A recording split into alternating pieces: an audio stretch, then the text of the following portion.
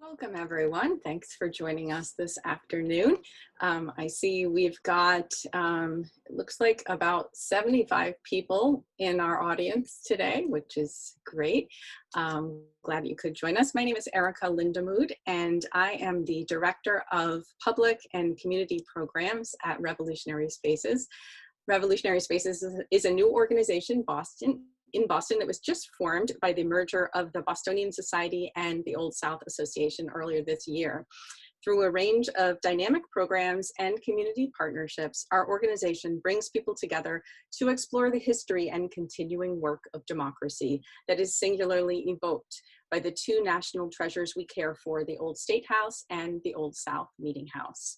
Before beginning today's program, we would like to acknowledge that the land the Old State House and the Old South Meeting House stand upon is the unceded, occupied homeland of the Massachusetts people. We acknowledge that the state of Massachusetts has been developed in the unceded occupied territory of the Massachusetts, Nipmuc, and Wampanoag tribes, and we support them in their struggle.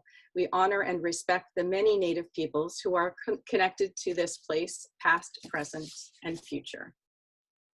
In response to the coronavirus pandemic, our historic sites and museums have been closed since March 13th, but we knew our mission couldn't wait until physical distancing eases. So our staff has moved an enormous body of work online, empowering our audience to learn from the past and build a more just and equitable future.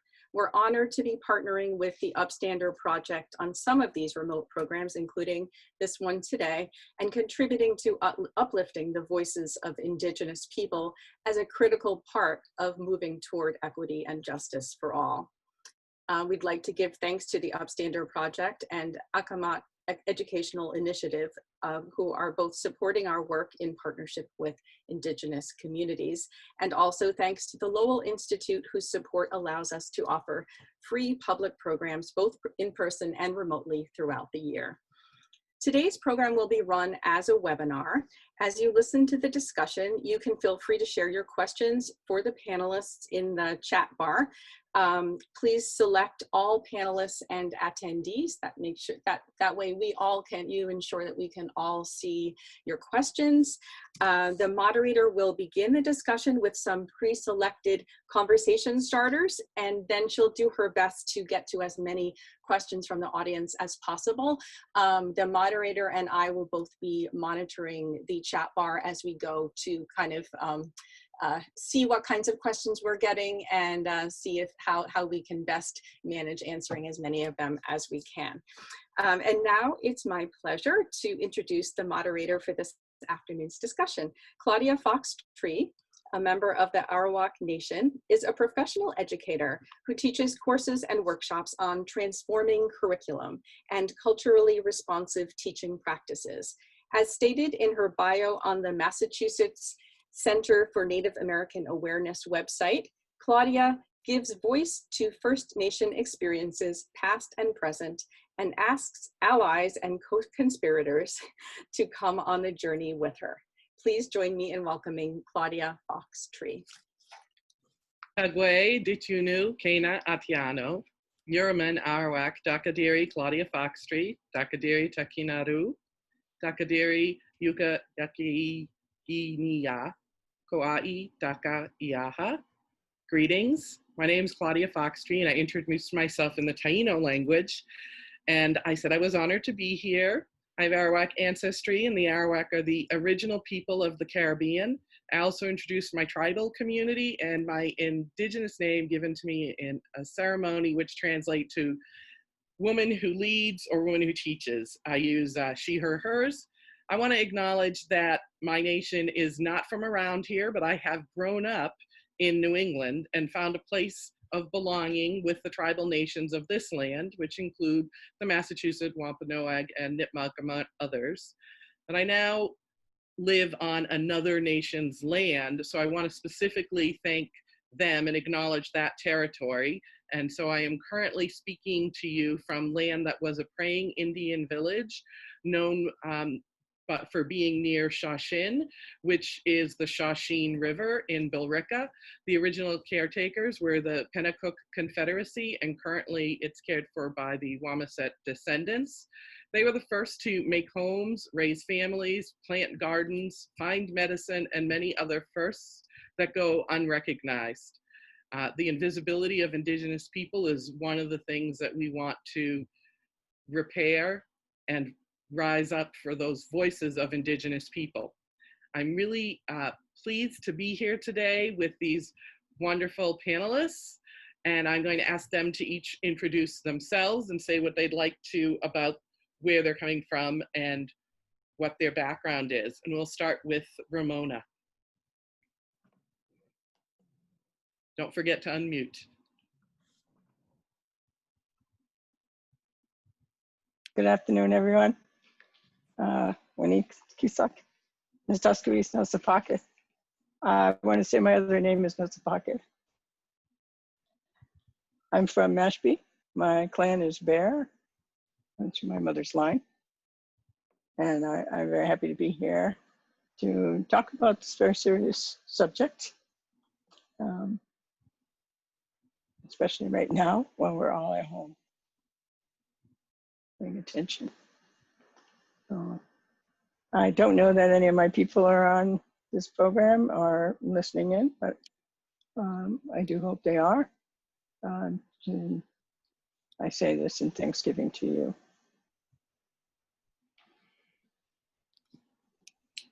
Thank you. And Lorén, do you introduce yourself? Askawi Kwasin, Natasawis Makasini Pashao, Nahai Gansek, Natasawis Lorén Spears, Englisha, Nin Nahai Gansek Nahantek, Kanupiam at Akiat Nahai Gansek. So hello everyone. My traditional name is Makasini Pashao. I am Narragansett Niantic. And my homelands is where I am in our own home territory here, the Narragansett people. And I am the executive director of Tomaquag Museum, which is Rhode Island's only Indigenous run or led museum. And I am an educator, first in public schools, then I ran a private school that I founded, and now in museum education. So thank you for having me, and hopefully we'll all have wonderful things to say. Or And not wonderful things to say about epidemics. we will have something to say, that's for sure. And Mishy? Thank you, Claudia. Thank you to my colleagues. My name is Mishy Lesser. I'm speaking to you from a place that was called Pig's Gusset by the Pequasit Band of the Massachusetts tribe. It's now referred to as Watertown in the state of Massachusetts. I'm co-founder of a Boston-based organization called Upstander Project, and I'm the learning director for the organization. Perhaps some of you have heard of or seen our documentary that won an Emmy, which you can see over my shoulder. The film is called Dawnland, about the forced removal and coerced assimilation of Native children by the state that has abused its power for centuries, separating Indigenous families. And I'm so honored to be on a panel with Ramona and Lorén and Claudia. Delighted to see you all. Thank you. Well, welcome to our panelists. We're gonna start with a question about the current scene. There's been a good deal of attention in mainstream media in recent months to the disproportionate negative impacts of COVID-19, the pandemic, on BIPOC, Black, Indigenous, people of color communities, resulting from inequities in healthcare, education, employment, other economic factors, and some of this is based on the history of these different groups with the greater community. And the disease has been exacerbated in these communities. Can you speak in specific terms to some of the impacts within the Indigenous communities that you work with or have contacts with? And you can unmute your mic and then I'll know to call on you if that works. So in your community or one that you work with? All right, I will be shy. Thank you.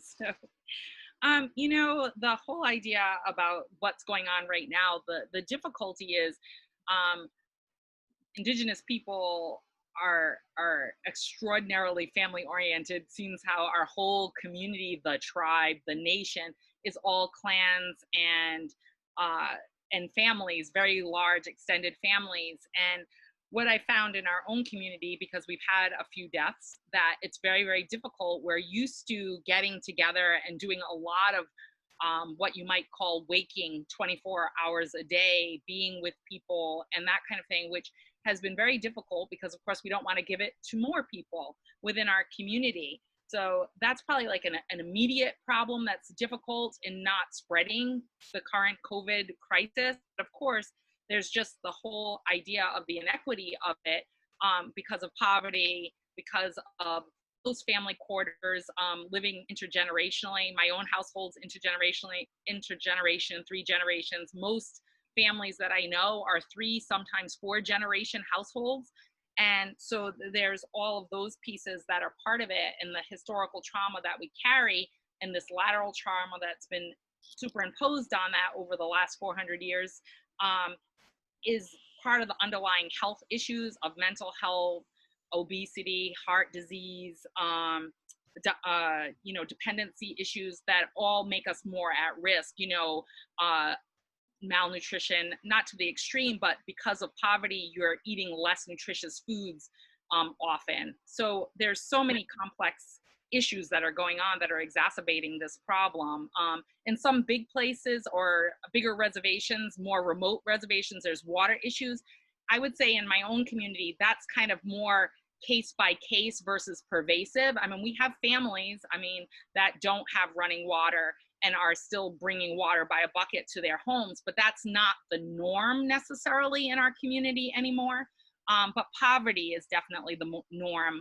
In Rhode Island, the Native community is 5 times below the white majority and 3 times below every other ethnicity. So poverty is a huge factor, which we all know is part of the conquest and colonization that took place. So I'll pause there and let someone else add in. Would somebody like to add to that current conditions? Ramona? Okay. Well, first I'll just let you know what's happening in Mashpee. We have had, testing with the Indian Health Service here. And so we have actually been doing okay. We don't have any deaths. We have about 565 negatives that came back. And we have 18 positives.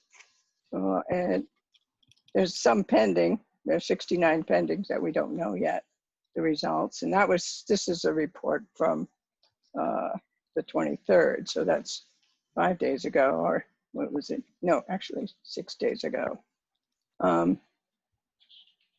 We've been chatting a lot about it in social media, what's going on. We missed our annual powwow, which was a big, it was too upsetting, especially for the younger people who depend on that to mingle with other tribal nations. And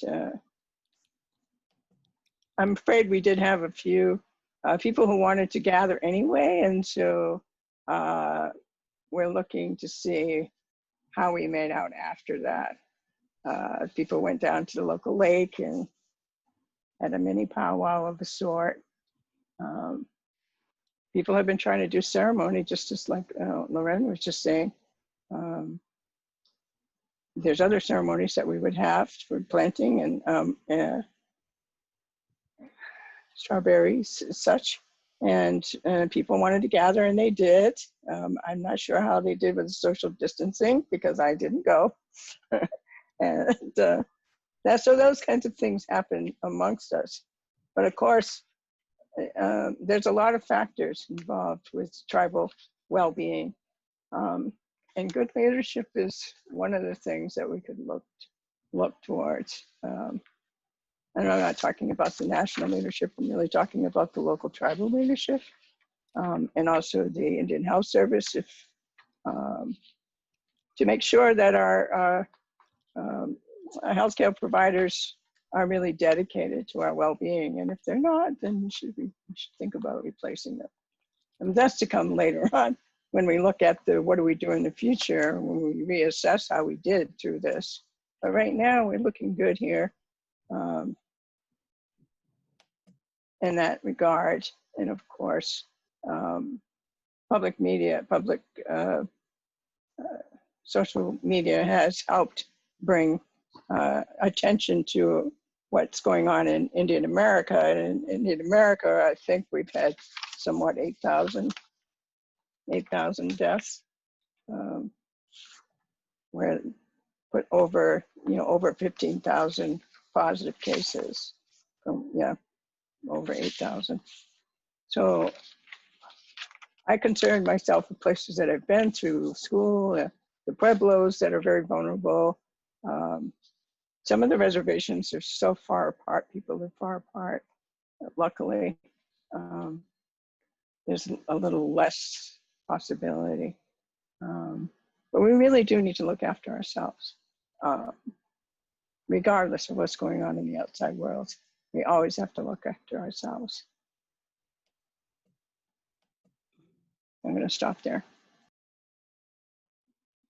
So one of the things that the Indigenous people of Massachusetts have in working in their favor is that Massachusetts is kind of small. So there's access to foods and things like that. Whereas when you go further out west with the reservations, there's actual food deserts of not enough grocery stores close by, and not everybody having vehicles. So folks are sharing cars and are traveling distances just to get any kind of food, including healthy food. And so definitely the impact of the virus feels different in a place here rather than a place that doesn't have resources easily available, whether it's health, food, medicine, masks, any of those things. And I'm just remembering that in your comments. I'm going to move to our next question, which is more about the historical piece of Indigenous community. Since the beginning of this pandemic, folks have been comparing it to the Spanish flu, which happened in 1918, so 100 years ago. And it is the most mentioned of the historical pandemics. And we know it was catastrophic for the world and humanity at that time. And yet, in the Americas, there were other much earlier pandemics, some of which impacted Indigenous people catastrophically.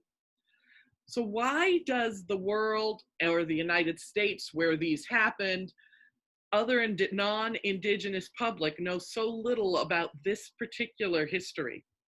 Pandemics besides the Spanish flu. Lorén? Well, it's, in my opinion, just all about erasure. You know, there's a lot of making excuses in the colonial, time frame of that the pandemics, were the reason for our demise solely, rather than taking the truth around conquest and colonization and displacement and dispossession of the land and all of the things that took place. I think that it's, when they get into the 1900s, it includes lots of other people, so it can make the focus not about Indigenous genocide, which if you look back in Columbus's own diaries, he talks about bringing pox-laden and other germ-laden blankets to, two new places. He didn't know where he was going, but 2 new places, because it wipes out the people and it gives you an upper hand. If you have, genocide from disease, then when you bring in the warfare, it's much easier to subjugate the people. And so my feeling is that it's erasure, so that they don't have to really own up to that history. They don't have to think about reparations for that history. They don't have to even acknowledge that that history was there and that they were the cause of it. So that's my opinion. I mean, there's lots of them. I mean, there's Columbus in the 1400s, not just his first expedition, but also his second expedition. There's the smallpox in the 1500s. And then, of course, the pox and a myriad of other things that they brought in the 1600s, plagues and cholera and the cold and influenza and I don't know, every other disease you can think of just about, including even like what we suffer today with the common cold came with them. And so when you think about that decimating communities and the trauma that we feel from that, that's the first layer of trauma. I mean, I always try to put it like this. We all have families as human beings. We have families and communities. If you just woke up tomorrow and half your family was gone and half your community was gone, the amount of grief and trauma that you would have. But then there's just layers of trauma because those people that you lose are the people with expertise in your community and knowledge that you, I won't say can't get back, but you have to get it back in a different kind of way. And you know, we kind of call that genetic memory or blood memory, or, you know, through dreams and things like that, that you get that knowledge back. But you do lose something by not having those experts, and you're relying on people that maybe were around them that maybe weren't as strong in whatever as they were. So I think my biggest thing is they just want to erase that history. It's the number one reason. So I'll let someone else build on that. Anyone have any other ideas why we don't hear about earlier plagues? Mishy? I'm going to ask you, you didn't speak the first round, so I'll let you go, and I'm going to get Ramona afterwards, if that's okay. Sure, but I'm happy to defer to Ramona if you want to speak first. No? Okay. Yeah, I would just reinforce what Lorén says. It's about what gets taught and what doesn't get taught. And non-Native children in this country are predominantly taught by white women who were taught by white women who did not know this history. And the reason they didn't know that this history and still don't is because it's really convenient to settler colonialism that non-Native people remain ignorant of the real history of this country, because it's that serves erasure. So the Great Dying of 1616 to 1619 and the poxes and the measles epidemics that Lorén spoke about need to be as well known and understood in the larger context of the history that was happening of dispossession and exploitation as what happened with the Spanish flu. And all of the people in today's media are were socialized by, you know, this in the same schools that practiced erasure. And as our friend Roger Paul, who's a Passamaquoddy Maliseet linguist, likes to say, you know, he says this word was taught to him by the Passamaquoddy elders in his life, the twistery. So the twistery is what those of us who are non-Native were taught. And he was on a panel yesterday in which he talked about doing oral history research with Passamaquoddy elders a long time ago. And they talked about English coming with blankets that they used to hand to them at the end of a stick. And those blankets were the vehicles of infection, especially to the coastal peoples. I don't know, Ramona, if you agree with this, but I've heard Linda Coombs talk about from 50 to 90% of coastal Indigenous peoples were devastated by these diseases. So I'll just leave it at that. Ramona? Yes. Yeah, this is it's a painful history here where a number of things happened. But I want to say that I've never believed that the spread of the disease was accidental. And so, you know, I'm not surprised that some of the evidence of that is now emerging, even if it in oral tradition is so much more powerful than written in data sets, because you can feel it. And that's something that when we think about history, until we actually feel it, it doesn't get landed, it doesn't really ground, and it doesn't get remembered in the proper way. We were threatened as Wampanoag people, we were threatened by the plague to obey the English. And if we didn't cooperate with their wishes, they would put the plague under our beds. That was what Miles Standish said. And yes, a lot of our people, and I won't dare to estimate how many people passed away, but entire villages were decimated, to the point where people didn't have the opportunity to bury one another because it was so fast, with 3 days. So some of these diseases were so lethal, people died quickly. It brings me to another group of people, the Harani in Ecuador. I read about them and I visited their territories, wanting to know what first encounter people were contemplating in this era. So about 20 years ago, I went there to speak to first contact people. The Harani would not allow any Westerners into their vicinity. And they put that word out a long time before. Once they saw how quickly people would die from exposure to Westerners, they just said, no, don't come near us, leave us alone. And sure enough, some students from Harvard decided that didn't include them, and they proceeded to try and canoe over to their shores. And the Harani had no choice but to shower them with arrows. And that was the end of that. And so what does it take? You know, how do you defend yourself once you realize that you're endangered by something that you can't actually see? And how do you respond to it?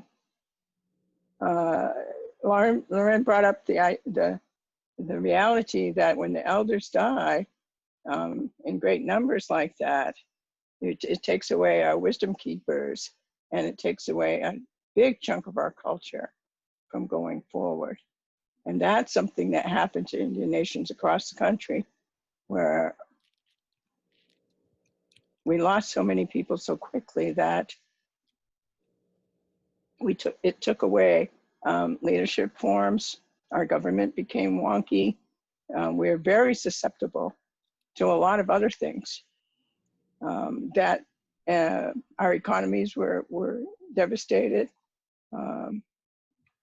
It's just it's a very loaded, with epidemics comes a host of other issues, and some that recover easily and others they don't.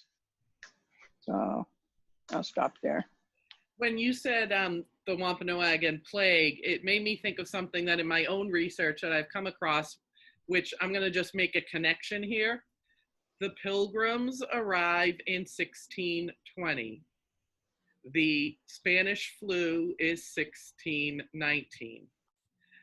When Tisquantum, who most know as Squanto, arrives after being kidnapped, enslaved, and sent to Europe for several years, comes back to his village, which is now Plymouth, which was Patuxet.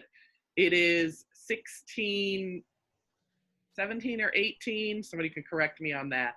And the documents say that everyone has passed away from a plague.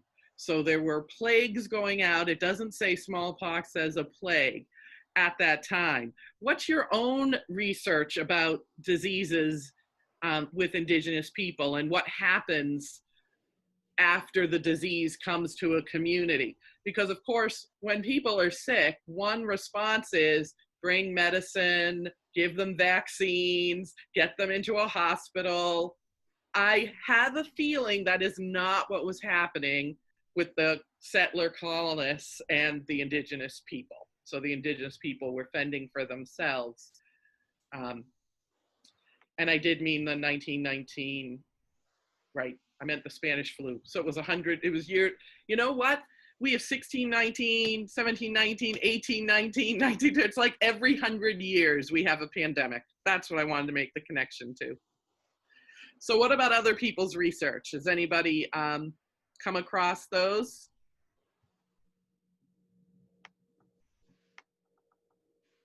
So I don't know if I have the answer to this one way or the other, but I'm just trying to reconnect to what you were saying about each 100 years in the pandemics.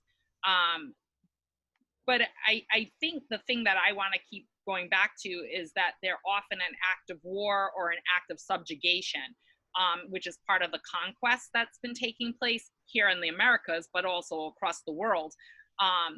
And one of the things that I just wanted to connect it to was that these diseases are rampant in these things that we're calling plagues and these sort of pandemic type things, but they're also happening in the colonization structure when they're displacing us and dispossessing us of the land. So if you think about the Long Walk and the Trail of Tears, and even the Brotherton movement, when people were pushed out of New England and pushed up north and west for survival.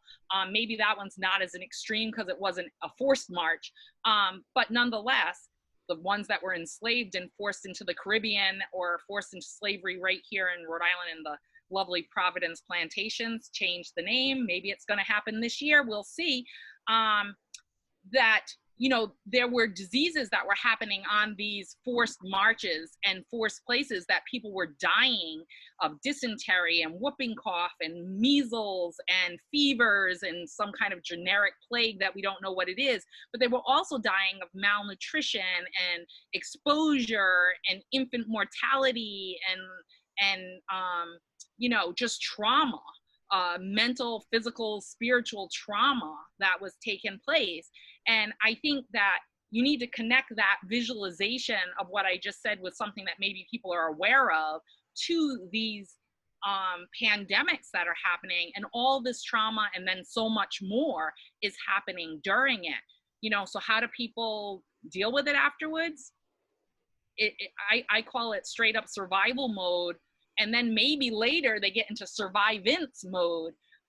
But before that, they're just trying to survive. They're using every medicine strategy they have, and hoping that their doctor, their medicine person, their shaman, whatever term people want to use, that they can solve this and not die themselves. But we know that was, you know, people were dying, as I think it was Ramona said, you know, thousands of people at a time, you know, huge amounts of people at a time. And so people that were supposed to be saving other people were also dying. So everyone's fleeing. And, you know, if they could go to another village, they were trying to go to another village, but that was a bad thing because then they could be spreading it to another village. So then they're just on their own trying to survive. And if they can get well and get better enough to be able to have what we call today immunity to it, then maybe they survive with devastation to their face or to their body from whatever the disease ravages, and then survive for the next generation to be here. I mean, obviously our people, some people didn't get it, some people got immunity to it, some people survived it after having it, and that's how come we're here today, because some of our people survived and then eventually, you know, pushed forth to at least somewhat thrive despite it. So we would call this germ warfare as well. Anything anyone would like to add on that particular topic? I just want to say something about how this manifests now. It's in a different part of the country, but I was really struck by an article that I read coming out of Albuquerque, New Mexico, a women's hospital called Lovelace. I don't know if my colleagues have heard of this, but it sort of exemplifies everything that we're talking about. So Native women would go to give birth, and hospital staff would categorize them according to their zip codes. And if their zip code suggested that they were Pueblo women, there was a high incidence of having their children taken away because of an assumption that they were COVID infected. This happened without mothers knowing. It happened without consent. And it is, I think, a modern day example of the institutionalization of these discriminatory, hideous forms of violence against Indigenous families. So I just wanted to share that. Thank you for sharing that. We have a question from the chat that fits here, and I'm going to put it out there. If folks could speak in your communities, students, kids, people in school, going through public or private school, is there talk or education for school systems to deconstruct the erasure? How do Indigenous kids survive in schools, knowing that this is what's being taught? Like, what do we do with our own families? What do we do with the school systems? Mishy's going to get something. Does anyone else want to add into that?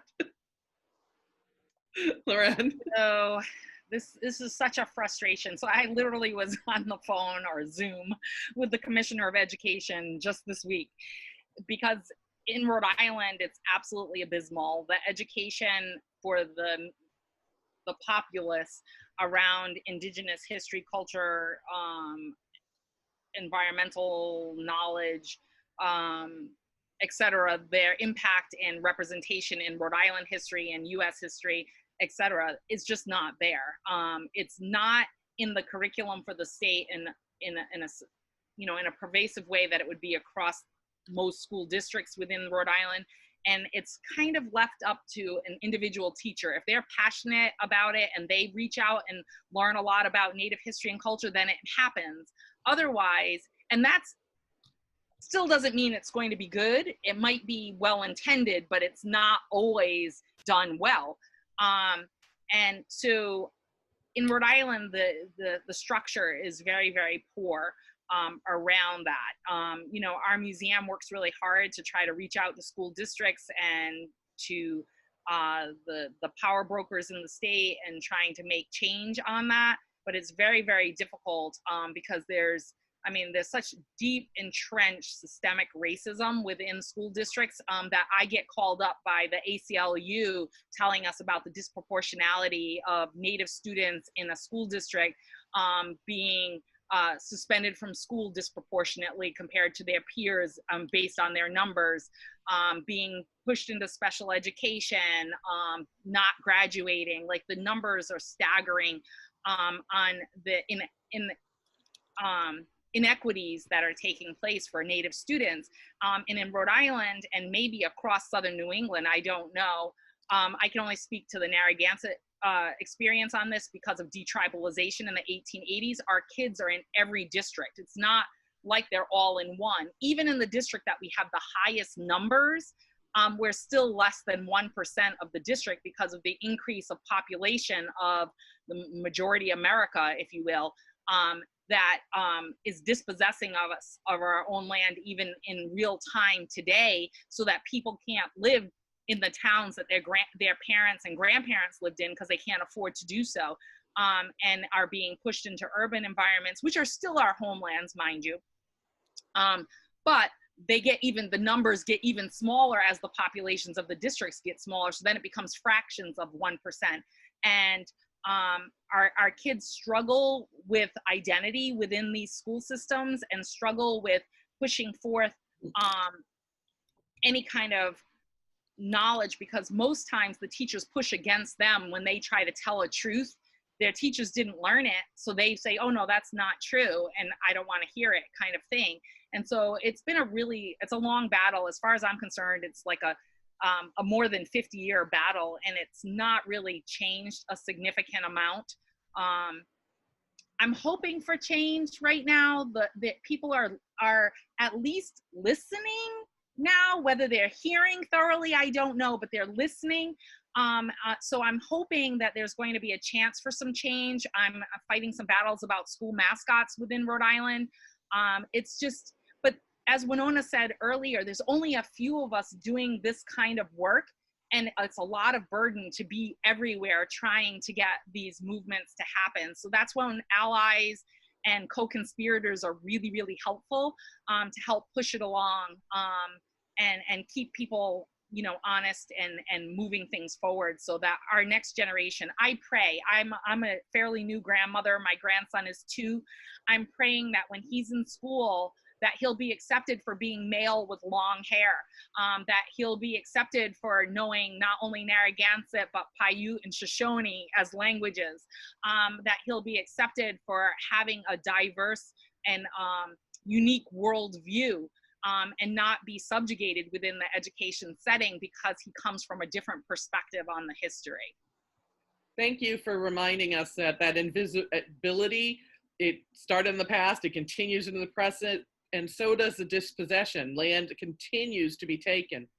Mishy, I know when you mentioned the Pueblo women having their children taken, their newly born, birthed in a hospital children, I assumed they were taken and put into foster care because I just know the history of the US, but I might have been wrong and somebody asked for clarification on where they were taken, and I know you brought a book in to share too. I did, but it was about the next question. So I assume, like you, that those children went into state so-called child welfare systems, and I no disrespect meant to any social workers who may be listening to us today, but social workers who have been socialized in a profoundly racist society are going to view Indigenous children as children that need to be saved from being who they are. And that leads to the violations of Native families. So I can put in the chat the title of this article, which, you know, it was all about screening Native women who were pregnant and those who had given birth and taking of children. The other, I wanted to just switch to that other question, if that's okay. Lorén, I feel like you could have written the introduction to this new magnificent book by our colleague and friend Leilani Sabzalian about Indigenous children's survivance in public schools.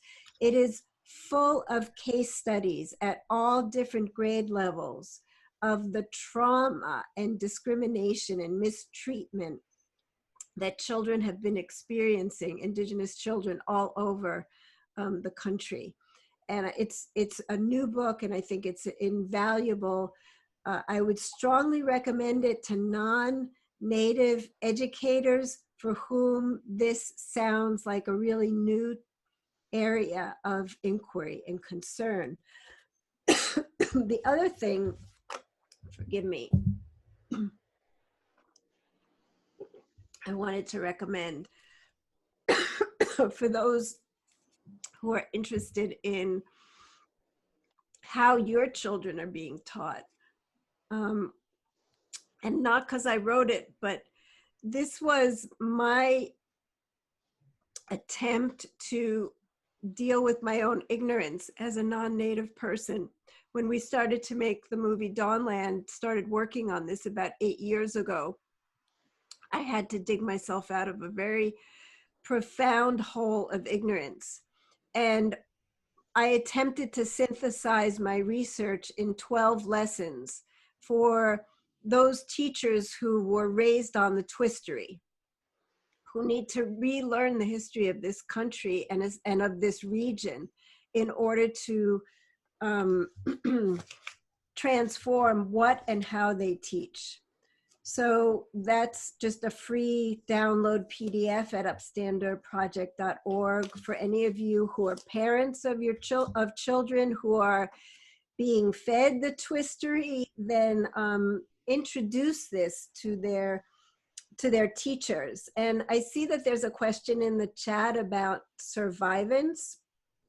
And there's a man, a native educator named Gerard Viseñor, who created that word quite a while ago. You can sort of look him up and read what he's developed. And the idea, there are a lot of colleagues who I've heard say they don't like the word resilience, because resilience has sort of a deficit. It's like I'm resilient in the face of these difficulties, and now I can adapt to those difficulties, as opposed to survive, thrive, transform, abolish all these systems of oppression. So yeah, that's all I'll say. I'm gonna make a reminder to folks that are listening in that I'm gonna be wrapping out like the questions that we had wanted to respond to. So if you have any questions, this is a good time to start putting them in the chat. So based on your own knowledge and research, panelists, what changes need to occur to break this pattern of discrimination, violence, and invisibility that we've set up in terms of the disproportionate impact on the disease and Indigenous community, although we have talked a little bit about in general identity in the schools, even beyond when there's disease here. Does anybody have any ideas of what we need to do? I think educating teachers is up there on my list. And so I agree with Mishy and the book and research. I'd like to just say, I lean more to, I come from a very strong community. Well, we're tight. And my focus has really mainly been on the tribal community, not just my own, but I did a lot of reservation hopping through my life to see how people are doing, you know, mentally, physically, emotionally, and spiritually, to see how tribal nations are doing in Canada as well. And some of the education system on the reservations is just as bad as it is in the public school system. Just to let you know that the effort in the US education system was really designed to eradicate or to take the Indian out of the Indian. And it's still very much the same. Well, I know I have to qualify that because I've been out of the education system for a while, thank goodness. But when I was in teacher education in Many Farms boarding school and on the reservation of the Dene when I was going to school to become a teacher. And it was, I was shocked by how the students were treated. And it's an all native school, but they were marched to school class. They were not allowed to come within 3 feet of the teacher's desk. They were not allowed to speak their language. They didn't go home. They had to live there. There were boarding schools right on the reservation. Now I couldn't understand why not go home. But these are different. Every Native community has a different situation. But my priorities, so I know that the outside world is very interested. Being a coastal person, I'm very used to the tides coming and going. And white gaze honestly comes and goes. And right now it's focused on us, and I'm happy. But I'm also sad because we will still be here. We will still be here, but we really do need to focus on where we are, get ourselves together, protect ourselves, be cognizant of what our resources are. Do we still have a collective body, and is that body ill? Do we have viruses that could harm us in the future? Do we have, what is our collective body? And also check our collective consciousness. Are we so depressed and demoralized that we can't see and be aware of really what's going on right now and what we need to do next? So I'm just speaking to, Native communities. to not become complacent.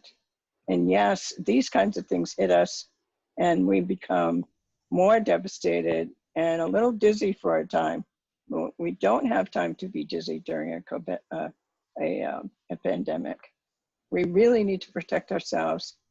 We haven't been led by those who love us for a few hundred years. The governments above us have no idea what's going on with us. I mean, unless we wanted a casino or something, then they start paying attention. But we really have been on our own for a very long time and not acting accordingly. And I'm sad about that because it set us back. I can say that I forgot to mention that, yes, the tribe has been bringing PPE to the elders and food throughout this, hand sanitizer, regularly coming by and checking all the elders. And so there is that, if you can do that in your own community, please do it. And as far as Native people living in urban areas, it should be the same, to support one another through these kinds of things so that we do survive. It's really, I know that there is a desire that we teach everyone. And I don't disagree that education is necessary. I know that there's very few of us that can actually do that. I appreciate those who have put themselves out there because they have to leave their own families, they leave their own communities to go out there and serve the public. So kudos to you that are able to do that. And I just wanted to give voice to the other side of that coin, is to make sure we take care of our own on the home base. Thank you. Certainly, we've had enough pandemics here in the United States that there's things that we can learn from them, like protecting ourselves and gathering our resources and remembering that we have community. What are some other things that we have learned from pandemics and can move forward on? I'm going to move my cat, Lorén. So, you know, when I think about breaking the pattern of discrimination and violence against our people, you know, the disproportionality is in so many different areas, as we mentioned already, as well as the suffering within this pandemic. So I think we have to address bias and stereotyping and discrimination, but along with the education of the general public so that they understand our communities and our needs, and the systemic racism that's in institutions like healthcare, like education, like policing, just to name a few, that we all are aware need to be fixed. I think that our communities, though, we have a resilience because we do things for our own communities. So whether that's ceremony, talking circles, TEK, you know, traditional ecological knowledge that's being shared. And I have to say, in my experience here, during COVID, people are really, really going to that traditional knowledge, and they're out there, you know, fishing and shellfishing and gathering medicinals and gathering edibles and gardening and making their, you know, corn, bean, squash and other crops. There's harvesting of plant life for weaving and other kinds of what we'll call arts today, traditional arts. So I think that people are connecting, even with the social being online, people are hosting virtual powwows, which is a part of healing. It's part of becoming part of a community when we're forced not to be part of a community, which is so foreign for our Native communities to not be all up in each other's business 24 hours a day, you know, and to actually have that connection. So young people are using the technology, and young at heart because people are using it. But they're also spending time with their elders. Like, I love being here and listening to Ramona and hearing her words, because our youth is really looking for that voice of our elders, because it's needed and wanted. Those are the lessons for the future. You know, if we don't listen to those that have come before us and don't pass it down to the next generation, then that knowledge of our community can be lost. But you know, we've survived 400 years, and I think at points in time we have pockets of thriving.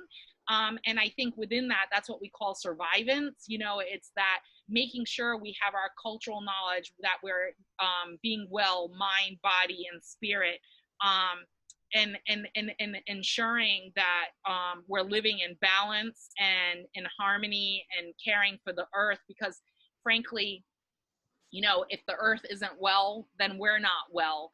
And whether it's a pandemic or some other kind of illness, we're suffering, whether that's radiation poisoning on different reservations, you know, the toxins that they're putting in the land and the water and pipelines to, you know, mills, and the toxins they put in the water from you know, silver mining and this thing and that thing. I mean, the list goes on. Those are all things that affect our bodies, and those things also affect our minds and affect our life ways. So I think that those are the things that we have to do. And I'm going to just throw it out there too. I think that we really need to look at reparations as well. You know, when you subjugate a whole entire community and you create systems that not only subjugate them, but actually make them unwell, then we need to look at that. So that will be my last note. I want to shout out to somebody who wrote in the chat that we need more BIPOC educators. I don't know if that was a question, but I will make it an explanation point, because we do need more people of color in education and to bring those perspectives. And we need to bring white allies along that are our friends that we've educated or that have gone out and got the education themselves, like Mishy, who can also advocate, because they have larger numbers and they can speak to their own in a way that we can't always do that.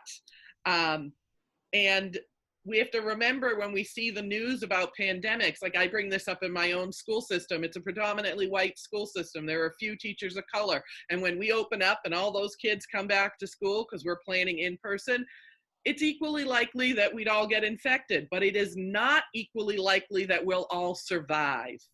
The research is pretty clear that people of color aren't getting the appropriate treatment that they need in particular hospitals. So, you know, survival is not the same as the equanimity of actually getting the disease, which is just as likely for anybody in that building. I'm going to ask Mishy to respond to Diana's question, which was specifically about the 1619 plague. Mishy, I'm going to turn it over to you. I'll get it going on this and invite my colleagues to add. But so Diana Dunlap says she's a historic interpreter and a museum educator, and will be discussing the plague of 1616 to 1619 in a presentation on Saturday. Good luck, Diana. She says she can't directly predict audience questions, but she suspects that many will not have heard that history and wants some help thinking about what is most essential. So I'm happy to get the ball rolling on that.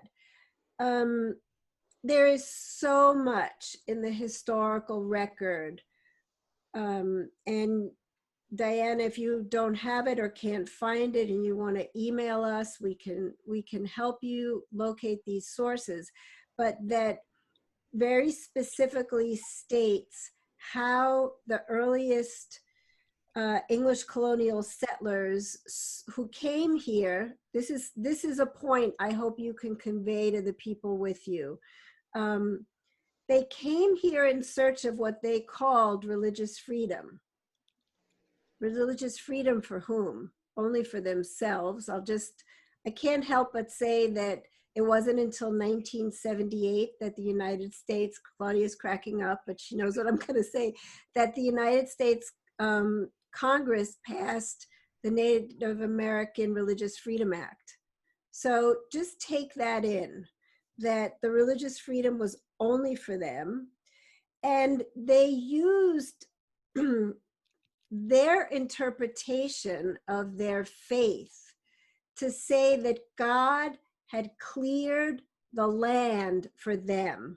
And I'm going to quote now John Winthrop, Puritan lawyer and governor, quote unquote, "God hath cleared our title to this place." So what it would be really important for you to convey, because this is like the origin of the twistery right here in this quote. It's the notion, and it goes back to the Christian doctrine of discovery, which I would implore you to cover in your presentation on Saturday. If you don't know about it or need resources, go to upstanderproject.org and search for the learning resources we created for our short film, First Light, which is an introduction to the Maine Wabanaki Truth and Reconciliation Commission. So the first of all of the 9 learning resources is on the Doctrine of Discovery, because we need to understand the origins of the ideology that said to one group of people that they are superior and had the right to put a stake in the ground and claim that land on behalf of their king and their God.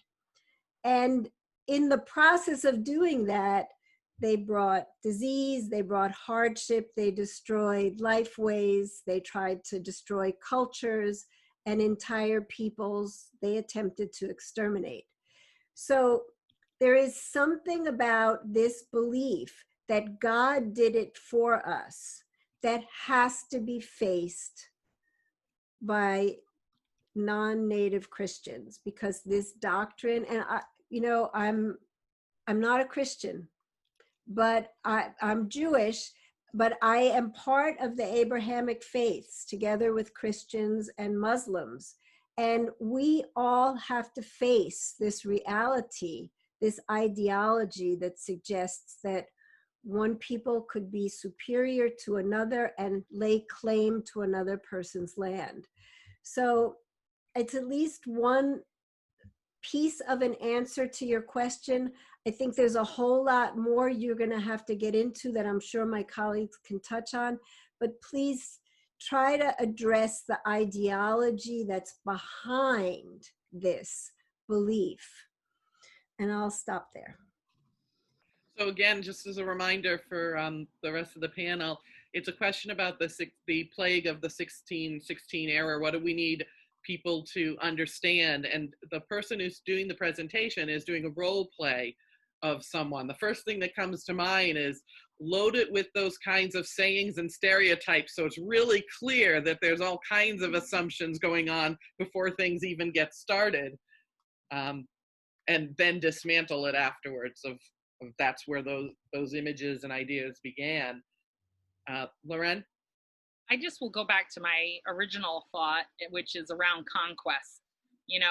You can call it exploration, but they weren't exploring just to take a peek. They were exploring to conquer and to take those resources, and whether they were human resources, animal resources, or land and water resources, they were there for those resources.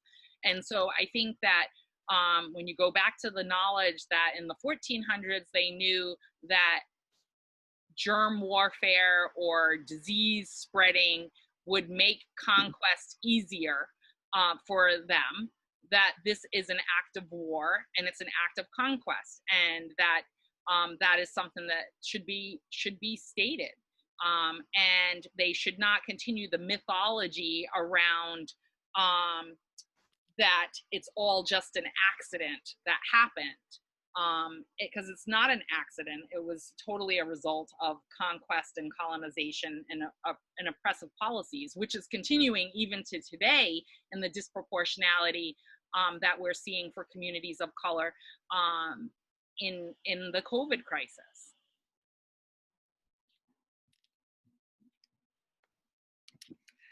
Are there any other comments to this particular questions? We're getting a lot of hallelujahs in the chat.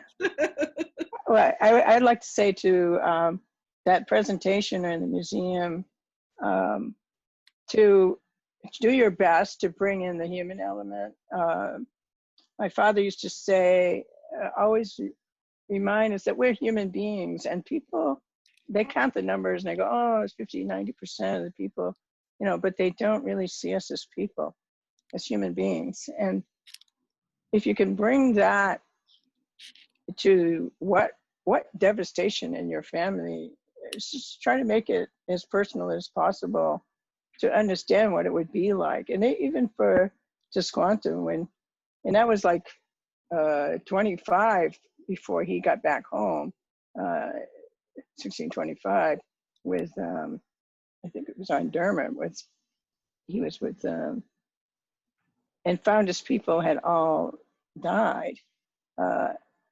He didn't recover very well from that, although people, when they look at what happened to him through the time, and he did die young, but he really, and nor would you if you came home and found all of your people were gone.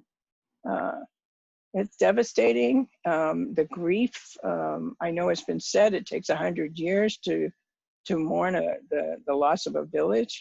And, you know, we're 400 years in, and I can say that we've continuously lived with grief, from measles, cholera, so many different diseases that took out entire villages in our area.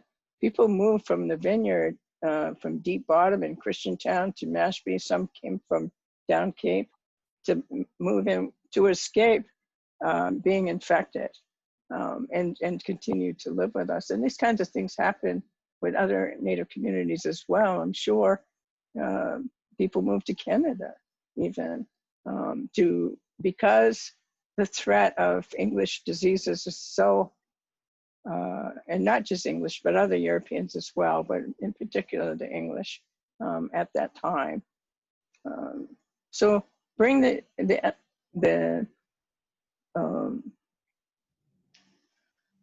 and also what it means, if it's possible. I understand that the English, as pilgrims, left their own homeland, and they were very afraid. A lot of us look at that as, and I can, you know, before I call them colonizers, I could call them lost wash ashores, because they were actually going to Virginia. They ended up here, and they did. Our leader, our Massasoit, did go, and we were a treaty caste. It wasn't just that we just automatically felt that they were superior to us. They were in our territory. We treated them as such. The fact that they wanted to live in a dead village was very unhealthy, as we understood it. One of the first acts that they did on the Cape was dig up graves and steal the food offerings. They were very morbid and bizarre people, but we allowed them to be there. We gave them space. And it's not simply that we just were blown away and devastated by the presence of these tiny little people. They were very small in stature and very afraid. And I hear they were pretty smelly too. For miles. Native people had a lot of cleanliness things going on, and Pilgrim people did not. Can I tell Chris Newell's story? Yes. About that, which I included in the Dawnland Teacher's Guide. So everything you've said, you know, imagine English men on a ship trying to come offshore to hunt and wanting Wabanaki people to help them hunt. And the Wabanaki people said, just like, no way are we gonna let you. You're so stinky. None of the animals are gonna flee because your scent is gonna give you away. You people have to learn to bathe. And from what I've read, the indigenous peoples of this region bathe daily in all seasons. And that was completely unknown to the English. Lorén, did you have something out? I can't see now if your mic's muted or not because I got a little arrow over it. So. In my head, yes, that's true. You know, I think that there's so many parts to the story, but I think that it's something like a lot of times when they're talking about even the colonists, if you will, as opposed to invaders, it's word choice too. Settlers, colonists, invaders, conquerors, you know, words matter. So as teachers and presenters are thinking about these subjects, they need to think about the language that they're using and what has become the status quo of language that should be used, as opposed to what might give a differing perspective on the history itself. So there were a couple of questions in the chat that we could come back to. One was that Jessica asked if there were resources for firsthand accounts of earlier periods from Native perspectives. I know across the country there are some archives. I'm not so clear on what's available here in New England of those firsthand accounts and oral tradition. I know there's some letters that were sent on the ships, the Fortune, for example, that give some firsthand accounts, but I don't know from the Native perspective. Other than oral history passed on through generations, which is a perfectly valid form of a primary source. If you have some, definitely throw those in the chat or communicate in some way so we can pass those on.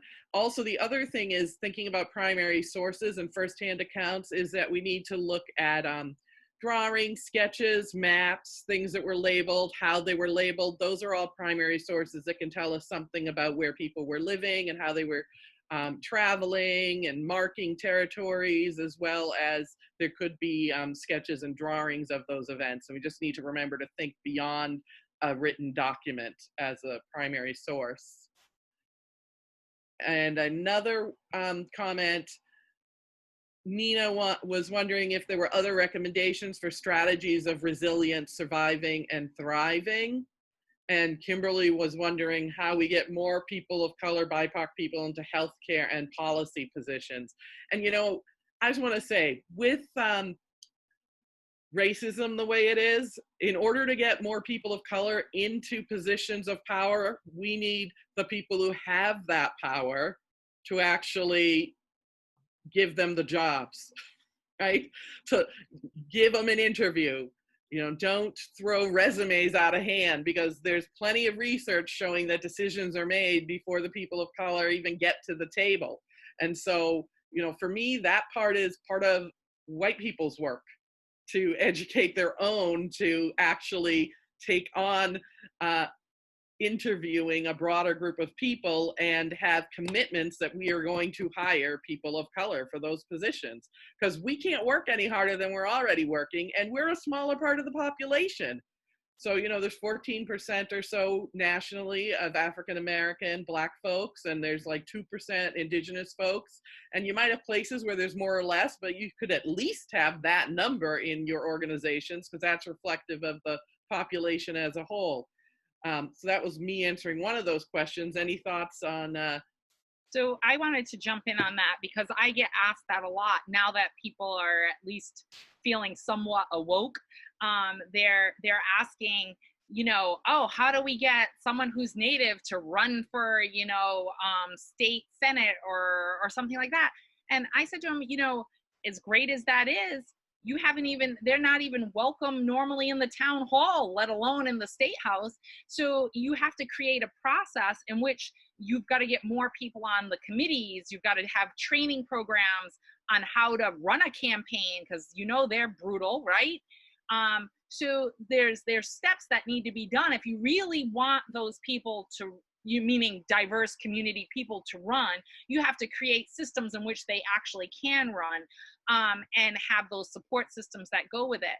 On top of that, you need to ask more people to committees and commissions and boards and things, I mean, I'm on so many boards and commissions right now, I almost can't do my regular work, because I think as of today, I might be on 20.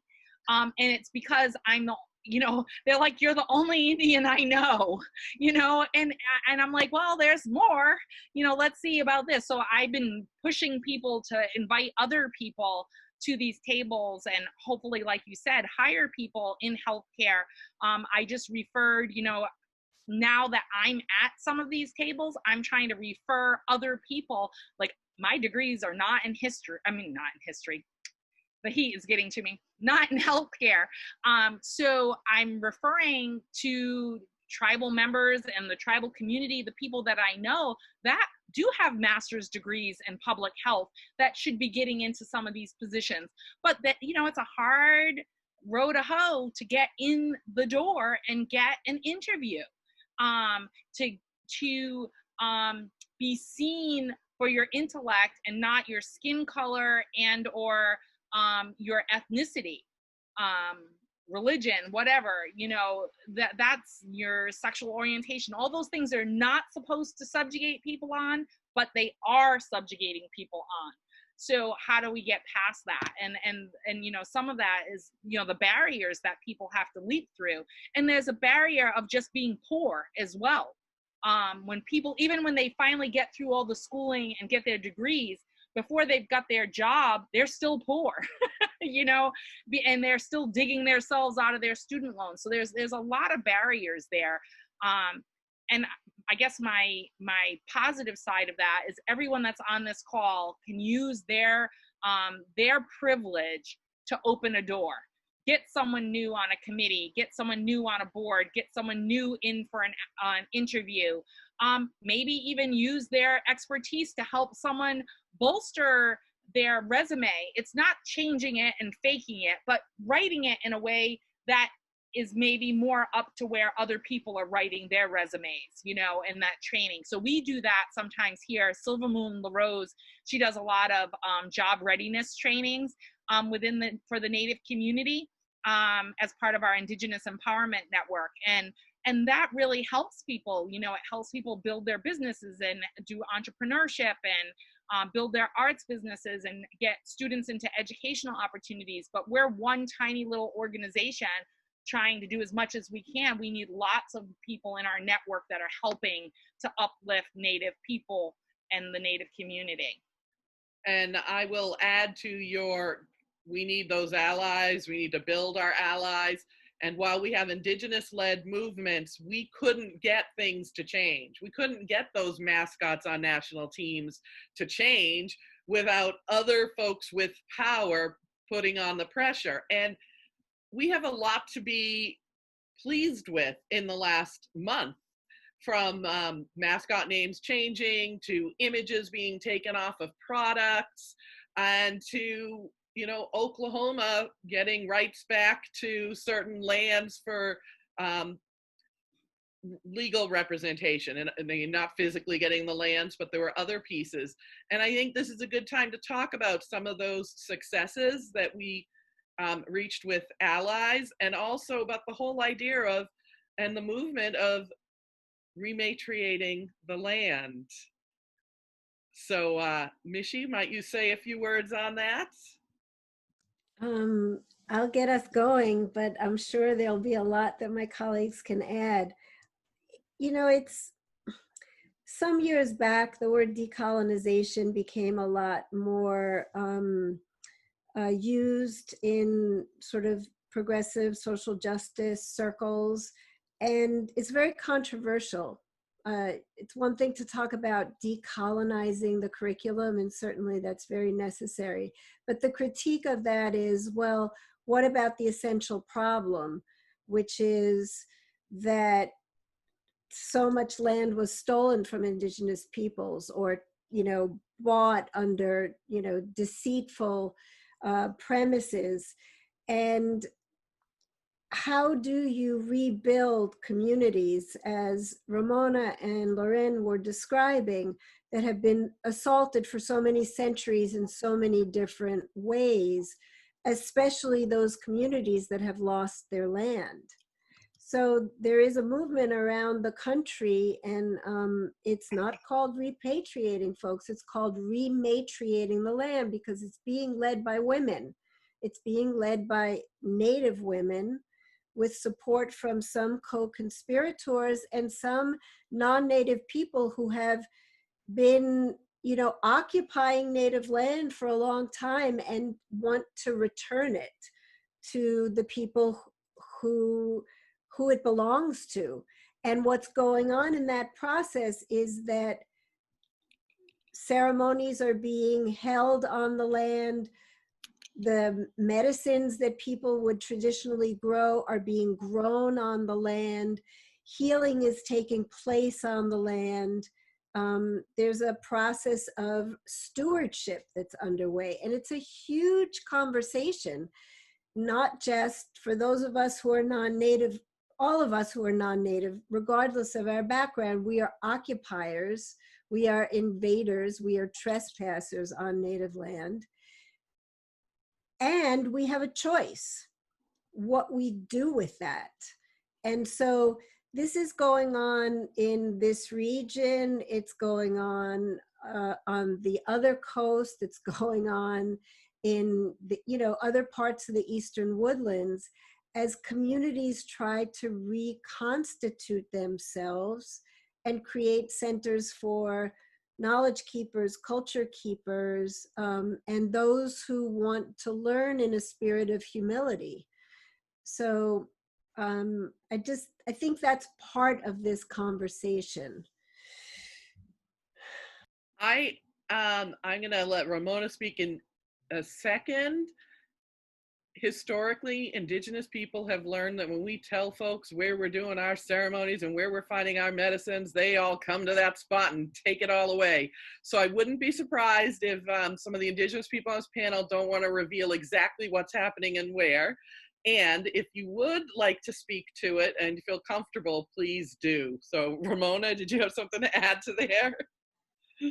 Well, I'm happy to say, back in 2012, I founded a Native Land Conservancy. And because I believe that there may be non-Native people who would like to give land back to us. So if you want to go to our website, nativelandconservancy.org, and we have been receiving land. We have been receiving land. And I'm also happy to say that in Kingston, it hasn't finalized or anything like that, but we've been working towards a 32-acre camp tract that the donor is willing to give us that land to share with the Native community and build an education center there to be open to the public. And the trails, there's over 300 acres around it that is natural woodlands, pine barrens, white pine. It's a beautiful area and surrounded by water. It's a huge gift. I would like to announce it, but other than this, this is as far as I can go with it. But I just want to say that there is positive motion in that way, where people are ready to share.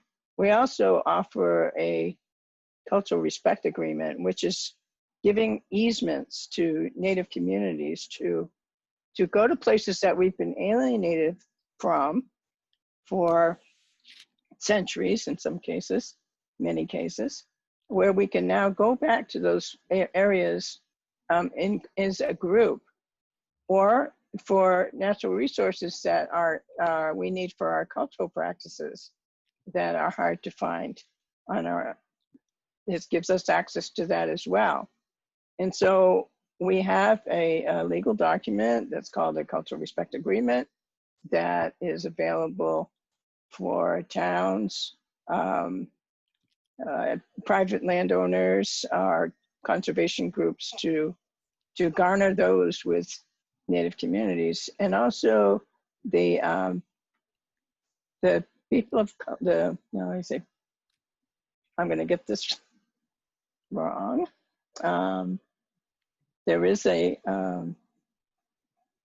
Farmers of People of Color organization that are also seeking access to plants on, you know, a nice soil that is available. People have it, but they're not using it, and they're willing to share space that we're using the cultural respect agreements to do that as well.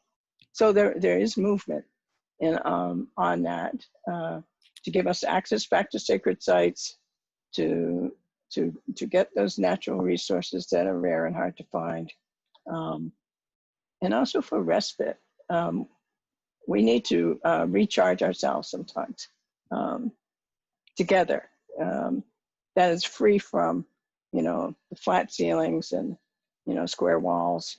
But we need the natural world to do a little healing with us as a group. So that's what I wanted to say about. Very, very exciting. Lorén, you got something to add? And then we're going to be wrapping it up. Yeah, I just wanted to build on what Ramona was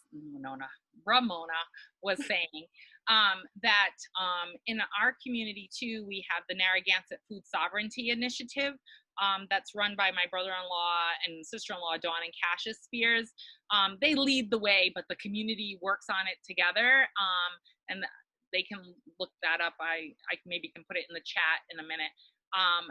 And then also Ramona was speaking to ensuring our right of ways, and this, you know, easements is another word that she used, but that's something that's ongoing. We're really having a problem during this pandemic because the right of ways that we've always had going to the salt ponds are being blocked because the beaches that are across the way, because they're limiting the number of people that can park there, they're now making it impossible for us to get into the salt ponds without having to walk, like, you know, 4 or 5 miles down the road before you can walk in the path to go to the salt pond to go quahogging and things like that. So, I mean, obviously we've been talking to the power structures in our state to get access, but this is the constant battle that Indigenous people have, is having our land and water and fishing rights, you know, upheld. And they're always being, I don't know, subjugated is the word that's coming, but that's not quite the word I'm looking for. Circumvented maybe, you know, in ways that one minute you have it and then another day that they try to make it so that you don't. And the thing is, if you don't use these right of ways and these easements that have been part of the law, then they say, oh, you don't use them anymore, so therefore they're gone and you don't have access to them. So that's one of the things that I think is really important. The other thing is that the Narragansett farm that's on Crandall property, we don't have it in our tribe as a land trust per se, but it was land that was given back by a private family that gave it back to the tribe, and it's in the town of Westerly, and it's actually part of our, I think, our trust lands now. I think we were able to get it into trust, but if not, it's fee land. I'm not quite sure. But nonetheless, back to the tribe. So I'm just always so happy to hear when our communities can get some land back. And I will have to talk to Ramona more about the land trust concept, because I think that's something really important to us. I mean, you know, we're taught by our elders, we are the land. What we do to the land, we do to ourselves. So we have to live in harmony and in balance with the land. And it's so important. It's intrinsic in who we are as a people. Our life ways, our spirituality, our culture, our traditions, our everything is based in the land that we're from. Our creation stories are in our land. And so it's really important that we have access to the land, and we have these lands that are set aside just for our people, as Ramona said, to gather, to have ceremony, to have community, and to continue to practice our traditional knowledge. Well, thank you to all our panelists, and that is a great way to end. We are the land. We are the land. We've always been here. We will continue to be here. Seno Kokokona, abundant blessings. Thank you all. I feel so honored to be a part of the conversation today. Thank you to our moderator, our wonderful panelists, and to everyone in the audience for all of your great comments and questions, and just for being here and joining us.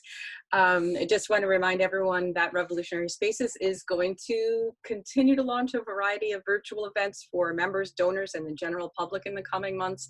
So be on the lookout for social media and in your inboxes for more information.